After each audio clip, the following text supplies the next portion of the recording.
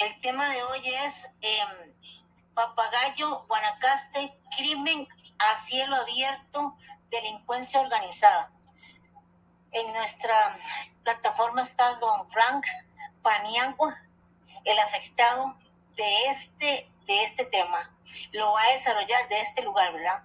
Lo va a desarrollar don Frank Paniagua, el dueño legítimo de Papagayo, y su familia. El dueño legítimo de esas tierras, perdón, ¿verdad? De esas tierras. Adelante, don Frank. Pero Fanny, buenas noches. Frank, Sí, Fanny, sí. por lo menos léenos un par de preguntitas para darle Sí. una orientación a don Frank de cómo se plantearon las preguntas y que él vaya ahí con su voluntad respondiendo. Tal vez si las puedes leer antes de que don Frank nos comience a deleitar con el caso.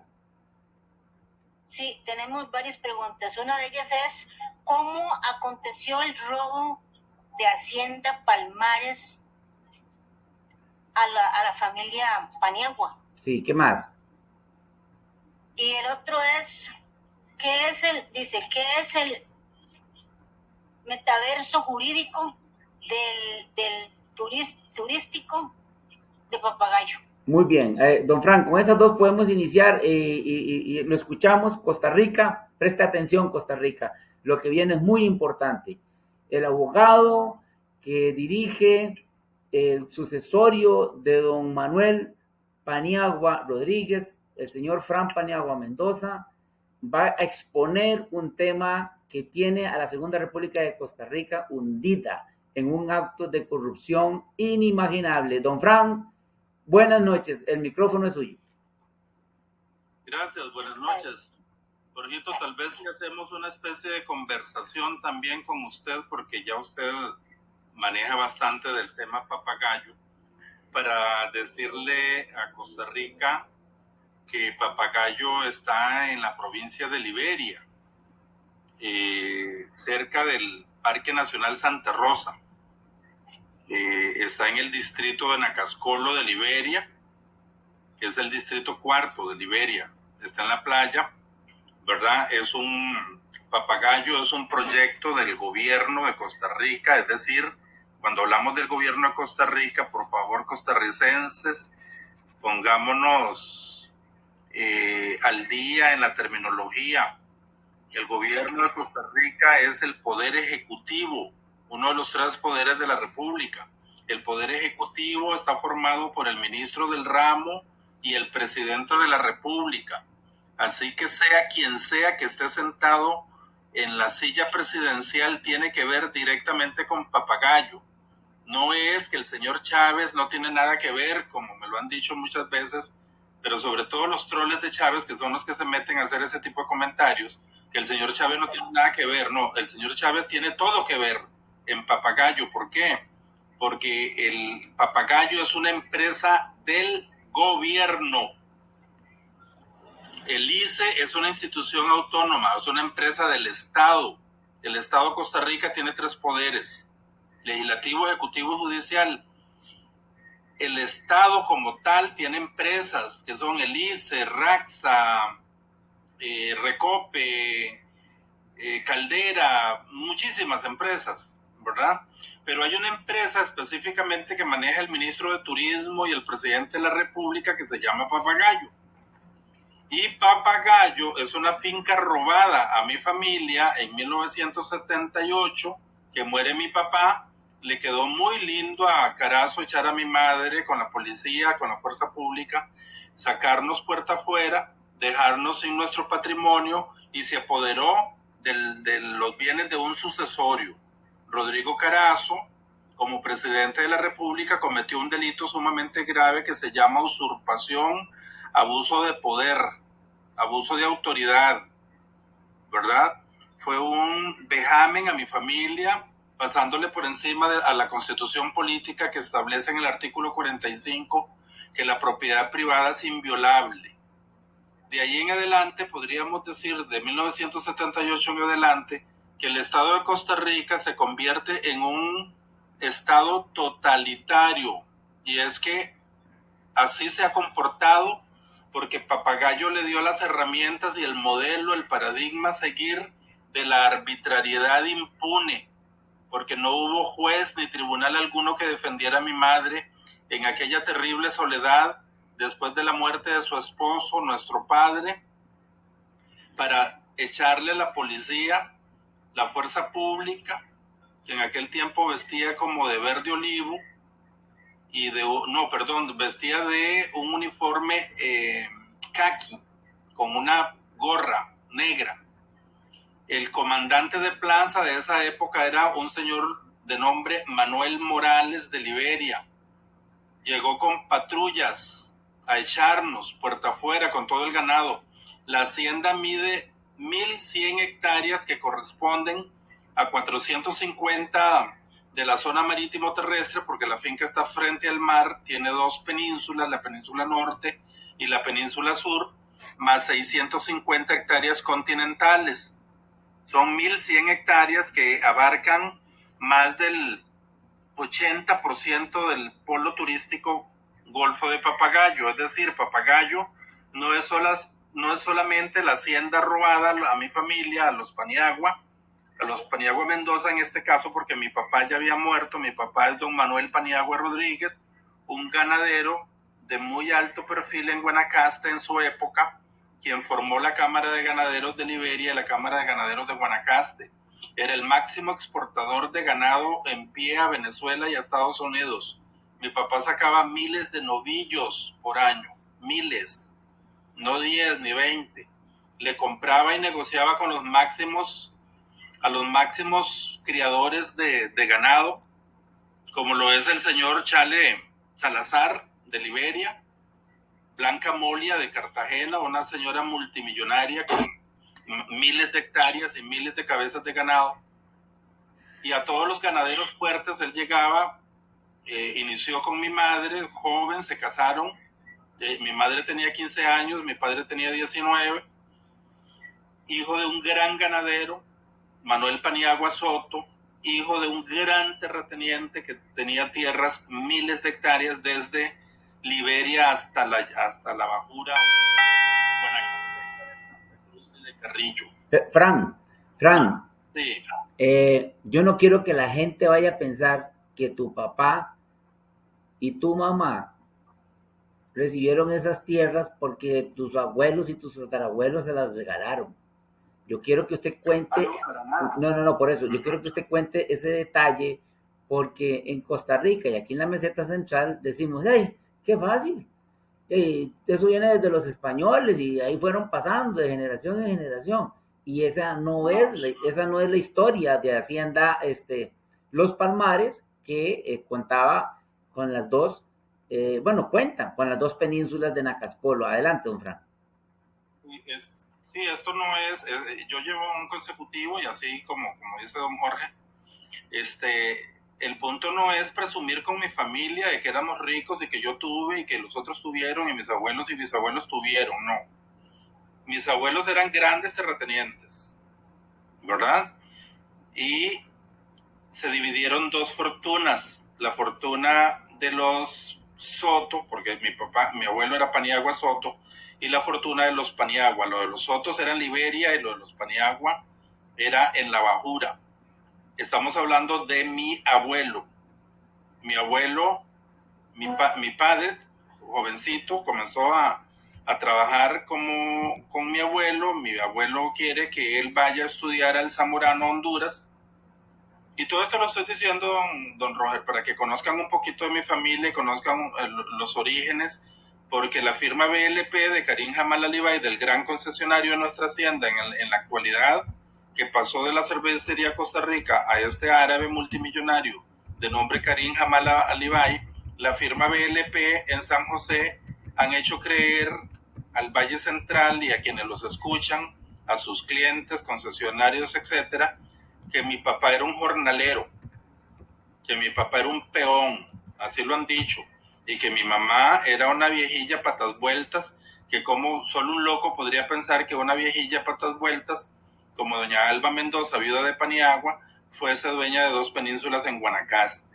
Y ese tipo de desprestigio, aduciendo que yo estoy con falta de cordura y que solo un loco puede pensar que es dueño de Papagayo, Eso es la historia que le cuenta esta firma nefasta del BLP a todo el gremio judicial y a los en Corrillos, al gremio jurídico, y eso es lo que se comenta en los abogados de San José. Solo en Guanacaste nos conocen, pero ¿qué va? En San José también nos conocen. Desde Alajuela, donde está la Plaza Mayor del Ganado, que mi papá era un exportador de ganado. ¿Cómo comenzó el origen? Mi mamá y mi papá, ellos se casan en 1958 y en 1963, 5 años después, mi mamá le dice a mi papá que ellos no pueden seguir trabajando para mi abuelo, que se independice, ¿verdad? Y el plan fue pedirle fiado, un ganado a mi abuelo, una cantidad significativa. Mi madre también es hija de terratenientes, mis abuelos maternos también tenían muchísimas haciendas. Entonces mi abuelo le dice a mi papá que dónde demonios va a poner el ganado, que cómo lo va a mantener, que ser empresario ganadero en esa época no era simplemente ponerse un título de ganadero, porque había que darle de comer a los animales y desarrollarlos. Y solo en las grandes haciendas de ganadería extensiva se podía hacer eso en esa época. Entonces mi mamá habla con sus abuelos y le dan 500 hectáreas en Santa Ana de Belén de Carrillo, donde yo vivo. Y entonces allí mi papá metió el ganado que le dio a mi abuelo, lo engordó, lo vendió, le pagó la deuda a mi abuelo, y así comenzaron con un pequeño capital, ¿verdad? Para comprar más ganado, engordar y enviar ya directamente mi padre directamente a la plaza de Alajuela, y de allí los embarques para Estados Unidos y para Venezuela. Entonces, en 1963 ya tenían algo de dinero ahorrados y compraron su primera hacienda, que se llama Hacienda Los Palmares, que son 1.100 hectáreas en el distrito de Nacascolo de Liberia, compradas a la empresa La Culebra, a una enorme empresa que se llama La Culebra Limitada, cuyos socios eran los terratenientes magnates en esa época, don Manuel Girón García y don Federico Apéstegui Sobrado.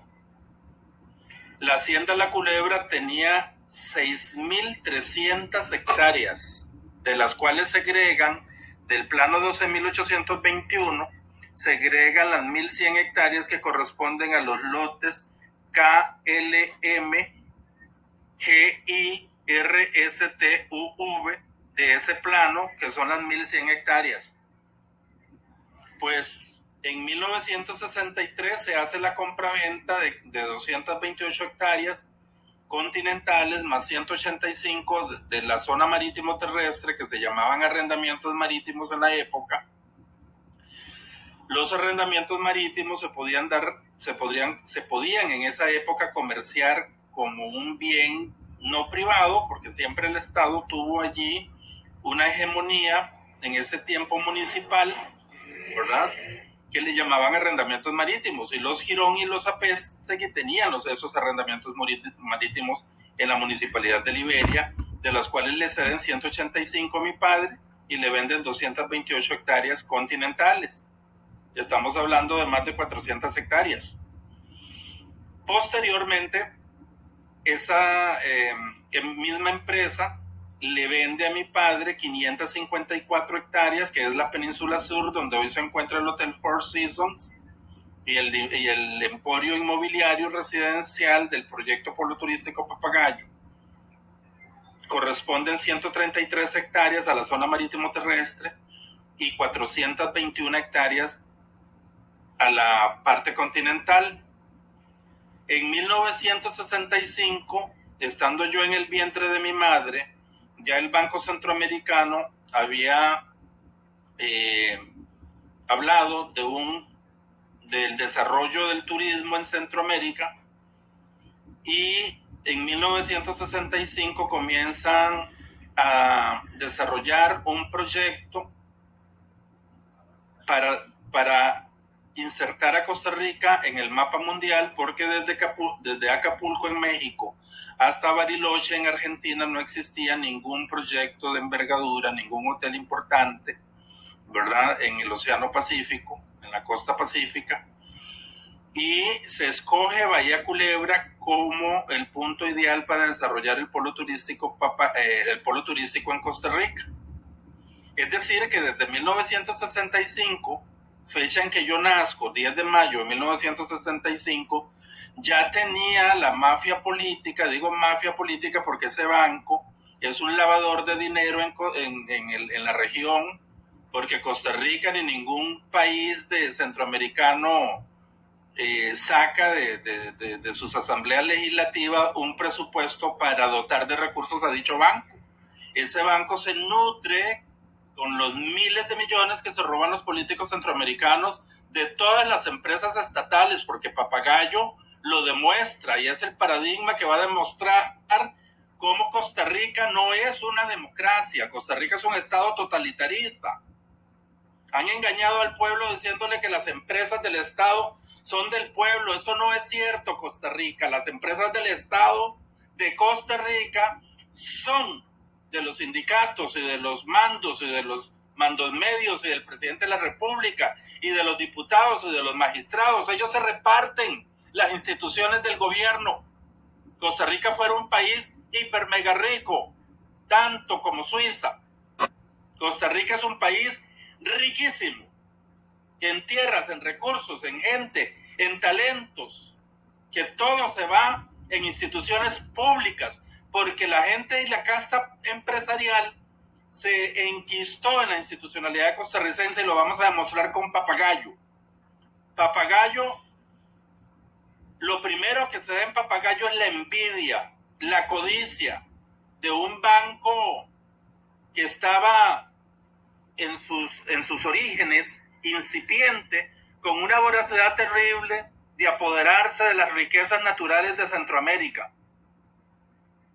Para 1971, 6 años después, estando yo en primer grado de la escuela, ya se había escogido a la Hacienda Palmares como el centro del polo turístico en Costa Rica. Daniel Oduber era muy amigo de mi padre, muy amigo de mi abuelo. Toda la gente que formó el Centro para Estudios Nacionales, Oscar Arias, Orlis, toda esa casta política de esa época, Daniel Oduber sobre todo, llegaban a las casas de mi abuelo, porque mi abuelo era el hombre más rico de la Bajura. No había nadie más rico que él. Ahí se reunían los políticos, llegaban y ahí se les atendía, mataban un novillo. Cada vez que un personaje de esto llegaba a Paso de Tempisque, donde son originarios mis abuelos y mi familia Paniagua. Así que mi papá no era un patas vueltas, ni un peón, ni un jornalero. Mi papá era hijo de un gran hacendado que se independiza y que tiene muy buenas relaciones con empresarios ganaderos de la época, porque en aquella época no eran hoteleros. En esa época era el café y el ganado. La Costa Rica agrícola campesina de donde venimos todos. Aquí no hay gente con corona, aquí no hay gente de sangre azul. Todos venimos del campo. Algunos grandes empresarios, algunos grandes terratenientes y la gente del Valle Central acumulada en la chacra, en un modelo económico de chacra y de la plantación. La gente del Valle Central no tiene 1 metro cuadrado siquiera. Ahí viven hacinados. Y les hicieron pensar que el Valle Central era lo único que existía, porque ahí está la Universidad de Costa Rica, porque ahí estaban todas las instituciones del Estado, y los encerraron allí para que jamás vieran hacia Punta Arenas, jamás vieran hacia Guanacaste, jamás vieran hacia Limón. Los educaron, educaditos, más bonitos, calladitos, creyéndose superiores a la gente del valle, de la gente de las provincias, cuando están absolutamente equivocados. Ustedes viven hacinados en San José creyendo que y luchando y acerruchándose el piso unos con otros para ver quién coge o no un puesto en el Valle Central. Los que vienen a Guanacaste vienen a robar. La casta política viene a robar. Y la misma población civil también viene a robar. Así se han hecho de grandes fincas en Guanacaste, valiéndose de la sencillez de la gente. Porque aquí la gente rica y la gente terrateniente y la gente de abolengos de tierra, que tienen un capital con ganado, con tierras valiosas, ahora a nivel turístico, toda esa gente es humilde, toda esa gente es sencilla. Los Apéstegui, los Virón, los Paniagua, los Vargas, los Montiel, los Román. Llegó Carazo ¿a qué? A robarle a una viuda, a echarla puerta afuera, a ella y a sus 5 hijos, Luis, Jorge, Fernando, Oscar y Frank. Yo estaba en segundo año de colegio. Llega la policía, echan a mi mamá comienza a llorar, le pide a Jorge que por favor saque el ganado, entre 300 a 500 reses. Jorge el mayor y Luis el mayor sacan el ganado, se lo traen a pie, a caballo, arreados con caballo. Se murieron el 10, el 20, el 30% del ganado quedó muerto en la carretera. Se lo comieron los opilotes, de la sed, del infarto que les daban las vacas. Aquello fue macabro. Mi mamá lleva el ganado a una hacienda de sus abuelos, de su padre y de los tíos de mi madre y del abuelo de mi madre, al Pochote. Y ahí comienza Jorge a lucharla. Se dedicó a la ganadería, a la agricultura. A él no le gustaba mucho la ganadería. Vendieron el ganado, se compran los primeros tractores, cosechadoras y maquinaria para preparación de terreno. Jorge llegó a sembrar más de 2,000 hectáreas en la bajura guanacasteca, Carrillo y Santa Cruz. Daba servicios a Nicaragua, a los ingenios azucareros de Otaboga, a Oscar Arias, a Rodrigo Arias, a los Jenkins, en El Viejo, a Caxa, a la central azucarera Tempisque. Pues llega en 1971 Daniel Oduber y le presenta a un supuesto empresario. Él ya sabía que la hacienda iba a ser el polo turístico Papagayo. Y en lugar de decirle Manuelillo, porque a mi papá le decían Manuelillo, porque mi abuelo se llama Manuel, entonces para distinguir a Manuel Paniagua Soto de Manuel Paniagua Rodríguez, le decían Manuelillo, y le dice, Manuelillo, mira, te voy a presentar a un inversionista que quiere comprarte la hacienda. A vos te costó 63,000 colones. Te está ofreciendo 700,000 colones por 200 hectáreas. Y el famoso hombre se llama Álvaro Arias Villalobos, cliente en ese momento de un bufete que se llama de Horacio Mejías, que ya murió, tiene un hijo que se llama Horacio Mejías, que está ahí en Escazú, en cuyo bufete trabajaba un sicario que era un contador público que se llama Enrique Acera Ortega. Y ese hombre viene de Colombia, los Carazo, algún político les dieron la residencia en Costa Rica, la naturalización, y se naturaliza con el número 8, que son esas personas que nacen en el país y que no fueron reportadas por una partera o por un médico. Cédula 8, el Enrique Acera. Se va mi papá a vender las fincas y lo que le sale es un sicario apuntándole en la cabeza, en ese bufete. Y si habla, se muere usted, se muere su esposa y se mueren sus hijos. Pusieron en la escritura que mi papá vendía 185 hectáreas, hicieron otra de 20 hectáreas que estaban inscritas en el registro público, y en la no inscrita, en las 185 hectáreas, meten 23 vacas y un toro rojo. ¿Qué hace ustedes notarios, ustedes abogados que saben, qué hace la venta de un ganado en la venta de una finca? Son contratos atípicos. Ahí la única razón que tenían para incluir esa era tener un documento probatorio de que mi papá había vendido ganado marcado con el fierro del Banco Nacional. ¿Para qué? Para llegar a la hacienda, vaciar la hacienda, llevarse todo el ganado, que no eran 23 vacas, eran cientos o miles de Eran camiones tras camiones que se llevaron ganado, caballos, chanchos, gallinas, todos los saquearon. O sea, Daniel Oduber, Álvaro Arias Villalobos y ese hombre Enrique Arcera Ortega. Llama a Daniel Oduber al Banco Nacional y le dice que Manuel Paniagua vendió el ganado prendado. El Banco Nacional manda a un inspector para que certifique que el ganado no existía, y con base en esa inspección le abren una causa ejecutiva hipotecaria prendaria a mi papá, y como mi papá no tenía el ganado, lo echaron a la cárcel 2 años. 2 años era la pena por disposición de una prenda en forma ilegal. En esos 2 años que mi papá estuvo, 71, eso comenzó en el 71, 72, 73, en esos 2 años Daniel Oduber saqueó la Hacienda Palmares, que era un centro de culturas de Mesoamérica, donde concurrían las culturas del norte y del sur de América, porque era un puerto. Los antropólogos establecen que eso era un encuentro de culturas de Mesoamérica donde se realizaban rituales de matrimonios entre príncipes y princesas de esas culturas precolombinas.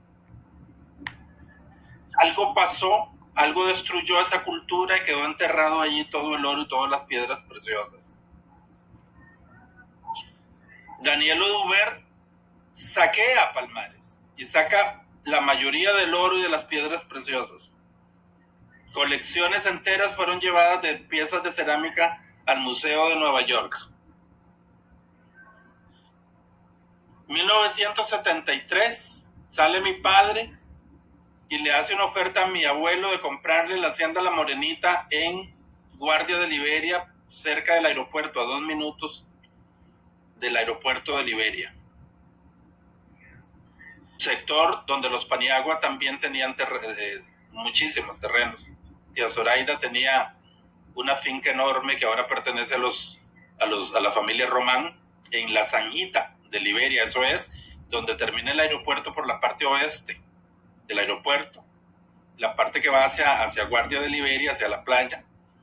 La parte que está en el este es de los Apéstegui, es decir, los Apéstegui. Los Paniagua y los Girón eran los dueños de todo eso, y de los Vargas. Compramos la hacienda La Morenita en 1974 a mi abuelo, pero mi abuelo se la vende a mi mamá, no a mi papá, por lo que había pasado con Palmares, por la persecución tan terrible que este hombre Daniel Oduber ejerció contra mi padre desde 1971.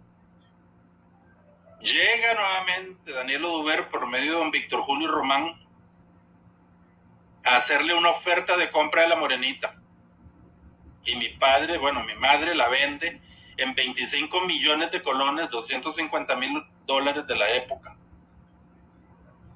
Se capitalizan nuevamente y comienzan y meten 1,000 reses en Papagayo, 500 en La Culebra, porque mi abuelo y mi tío Joaquín Bernardo Paniagua habían comprado 1,000 hectáreas, 750 mi abuelo y 350 mi tío Joaquín, 1,100 hectáreas, en donde estaba la casona con los corrales de piedra, una casona famosa que se llama La Culebra.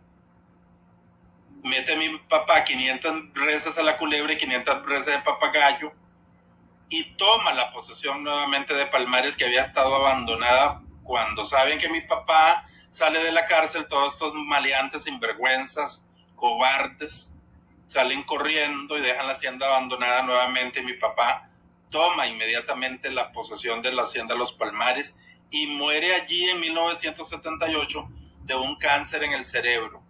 Llega Carazo, echa a mi madre y pasa 3 años en posesión, o sea, la familia Carazo, casa presidencial. El fastuoso gobierno de Costa Rica, el terrorista Estado de Costa Rica, a echar a una viuda y a ensañarse con una viuda, los miserables. Policías, presidente de la República. ¿Saben quién era el ministro de Turismo en esa época? Que era el no se llamaba, no tenía cartera, o sea, no era un ministerio. Eso era una dirección ejecutiva. ¿Saben quién era el director ejecutivo del ICT en ese tiempo? No. Un primo de Carazo, Enrique Odio. Fran, todo en familia. Fran, todo en nepotismo. Fran, podríamos decir que Oduber lo que le interesaba era saquear las huacas de los entierros de los indios y llevárselas para Nueva York. Lo hizo y abandonó la finca, y entonces con el dinero de la venta de la morenita, don Manuel, tu padre, toma posesión de la finca, le mete aproximadamente 500 unidades de cabezas de ganado y vuelve a levantar eso. Estamos hablando del año 1972. 73. Para cuando muere don Manuel, ¿qué motiva a Carazo a ir a sacar a tu mamá y a tus hermanos y a vos mismo de la finca que ya había tenido posesión legítima don Manuel? O sea, ¿con qué criterio? O sea, ¿cuál documento jurídico, qué tipo de diligencia de nuestro derecho le daba poder al presidente de la República para ir a sacar a la viuda con la policía en un acto totalmente terrorista que lo condena el artículo 49 de la Constitución? ¿Cómo puedes explicarle eso a Costa Rica? Ya le dije que desde 1965 el Banco Centroamericano había escogido el sector como el ideal para desarrollar el polo turístico Papagayo. En 1976 se crea la ley de la zona marítimo terrestre. Y ya en 1976 el artículo creo que 44 de esa ley ya habla del polo turístico Papagayo, ¿verdad? En el 76. En el 78 ya se habían pagado los primeros estudios. El Banco Centroamericano le da $700,000 al gobierno de Costa Rica para elaborar un master plan. Y en el master plan ya estaba nuestra hacienda tomada previamente en un papel. Fran, entonces Fran, había que hacer una ley. Había que hacer una ley de expropiación. Exacto. Lo que motiva a Carazo a sacar a tu mamá y a tus hermanos es el impulso que viene desde afuera, desde el Banco Centroamericano de Integración Económica, de donde había sido de embajador de Costa Rica Daniel Oduber, que luego llegó a ser presidente de la República. Es decir, se venía tejiendo desde los años 60, quitarle esas tierras a quien fuera, y en este caso tu padre, para poder desarrollar ahí el polo turístico Papagayo. Pero primero Daniel saquea de las huacas de los indios, abandona mientras mi papá estaba en cárcel. Exacto, estaba en cárcel. Tu papá toma posesión de nuevo porque se capitalizó junto con tu mamá con la venta de la morenita, pero una vez que muere en el año 78, 2 meses después de fallecido tu papá, para poder implementar toda la iniciativa corrompida del Banco Centroamericano de Integración Económica, de que grandes personajes del narcotráfico han sido los embajadores de Costa Rica y los representantes, como precisamente lo declaró en su momento don Carlos Roberto Loría Quiroz, de Caro Quintero a Ricardo Allen. Ricardo Allen era o fue para el gobierno de Arias el representante de Costa Rica en ese banco. Lo que quiero decir es que el Banco Centroamericano de Integración Económica está detrás de todo este asqueroso robo de la finca de los Paniagua Mendoza. Y Carazo se ve obligado, pero pudo haberlo hecho de una manera legal, pero lo hizo ilegal y atropellando los derechos de los Paniagua Mendoza. ¿Por qué? Porque no expropió la finca, sino que se la roba, no la quieren pagar. Y óigame, lo curioso es que el banco le dio $700,000 al gobierno de Costa Rica para comprar la finca, pero nunca hubo un proceso de expropiación, sino que lo que hubo fue un robo y una inscripción a nombre del ICT bajo informaciones posesorias falsas. ¿Y por qué sabemos que son falsas y quién las hizo? El hijo del expresidente Rodrigo Carazo Odio, don Mario Carazo Celedón. Y son falsas porque para ese tiempo, cuando usted hacía un negocio de este tipo, tenía que aparecer 3 cosas: la firma del juez en el documento donde se le daba al nuevo propietario la escritura.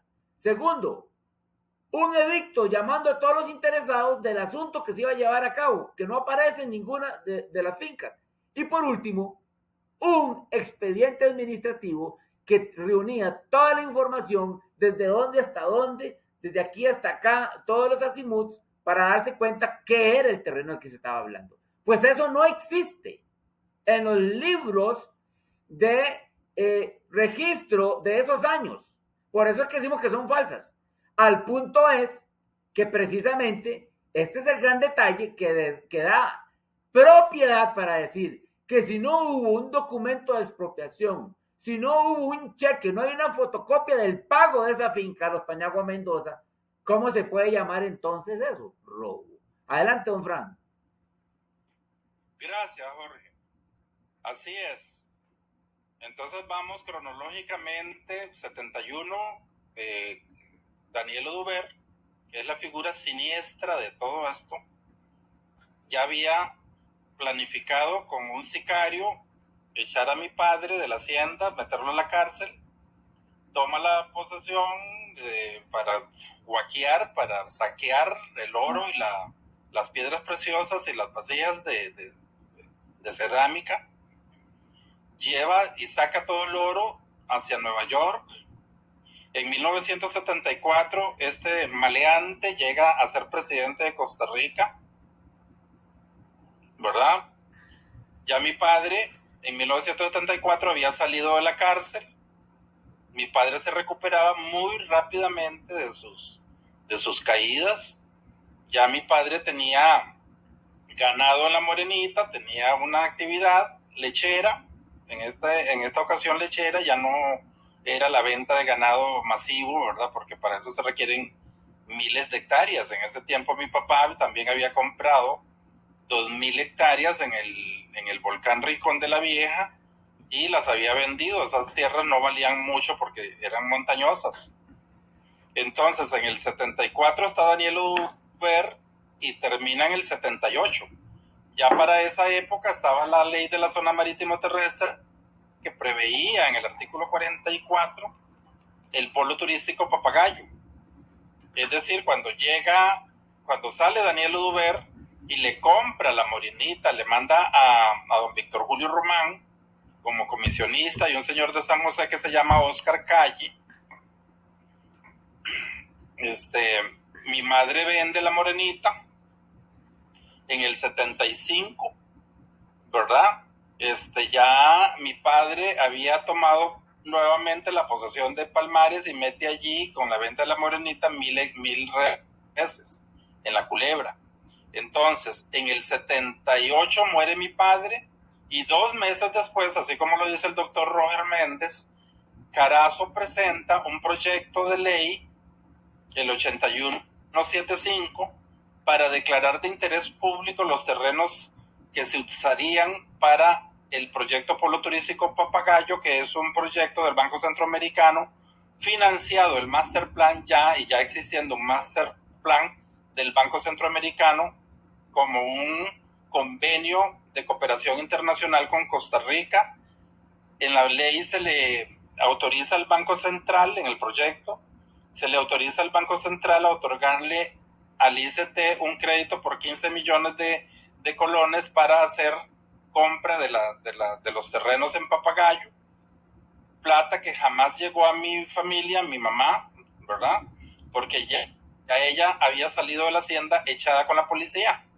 Entonces, en el 79 se aprueba el proyecto 8175 y se crea la ley 936-6370. El 16 de septiembre de 1979 sale publicada en la Gaceta y esa ley otorgaba el plazo de 1 año para adquirir los terrenos por compra directa o, en su caso, por expropiación para todos aquellos propietarios o dueños de derechos posesorios que no tuviesen inscritos sus terrenos en el registro público, pero que se negaban a vender.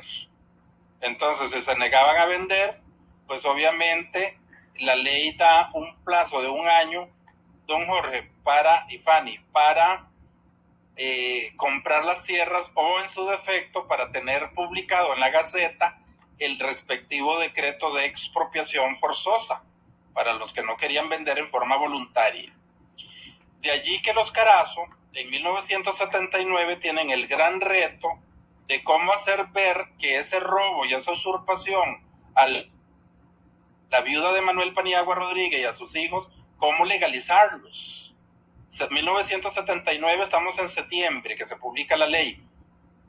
80 y 81 se llevaron 2 años exactos para hacer informaciones posesorias falsas de 9 parcelas, para hacer creer que Álvaro Arias Villalobos, que era cliente ya en ese tiempo de Mario Carazo Celedón, hijo de Rodrigo Carazo, hacer creer que este hombre le compró a un padre que se llama Padre Celedonio Salazar, 285 hectáreas, donde está el Hotel Four Seasons ahora, que es la Península Sur, y 228 hectáreas a Miriam Arata de Girón, que era la esposa de Manuel Girón García, quien le había vendido la finca a mi padre.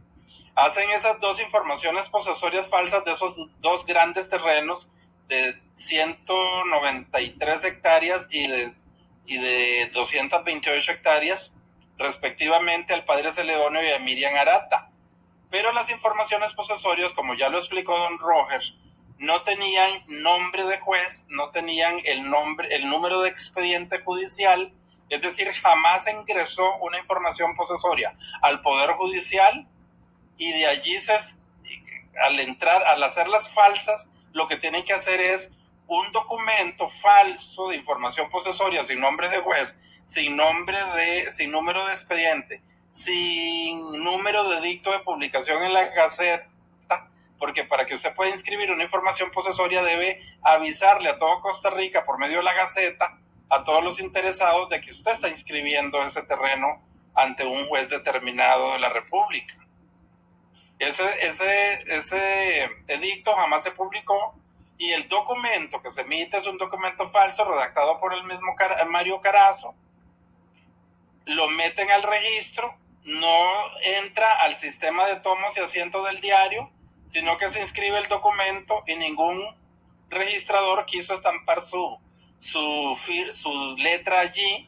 Entonces lo que hacen es adulterar los tomos, romper un tomo del registro y meter uno nuevo y hacer toda una cirugía a esos tomos que parecen el libro gordo de Petete.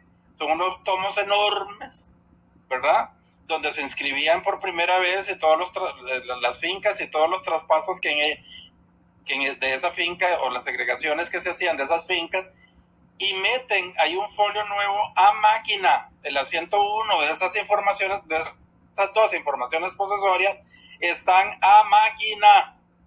En ese tiempo no existían libros de hojas removibles como para hacerlos a máquina. Eso era imposible. Pero como ningún registrador se jugó el chance, por más hijo que fuera Mario Carazo, el presidente de la República, lo hicieron a máquina. Ok, y así inscribieron 7 pedazos más, incluyendo unas 100 hectáreas a nombre de Leila Fong, la esposa de Álvaro Arias Villalobos, donde se lleva entre las patas todo el manglar de la hacienda Los Palmares, un estero que hay allí. 100 hectáreas lo escribieron a nombre de Leila Fong. Entonces sale doña Leila Fong vendiéndole, o sea, regalándole, donándole al ICT en una escritura, junto a los 8 lotes que había inscrito el marido a nombre de diferentes sociedades anónimas, para reunirlas en una sola y hacer la venta ante la notaria del Estado, Ciani Monturiol Barani, en 1981, ya cuando había pasado el plazo del artículo 9 de la ley 6370, que era de 1 año, plazo que venció el 16 de septiembre de 1980, pues en julio de 1981, la notaria del Estado protocoliza la escritura donde la mujer de Álvaro Arias, la esposa, y Álvaro Arias Villalobos, representante de 8 compañías, le venden al ICT, y el ICT reúne las 9 fincas en una sola, formándose la finca 70.993-000, logrando así apropiarse no solo materialmente de la finca, sino en forma jurídica notarial y topográfica.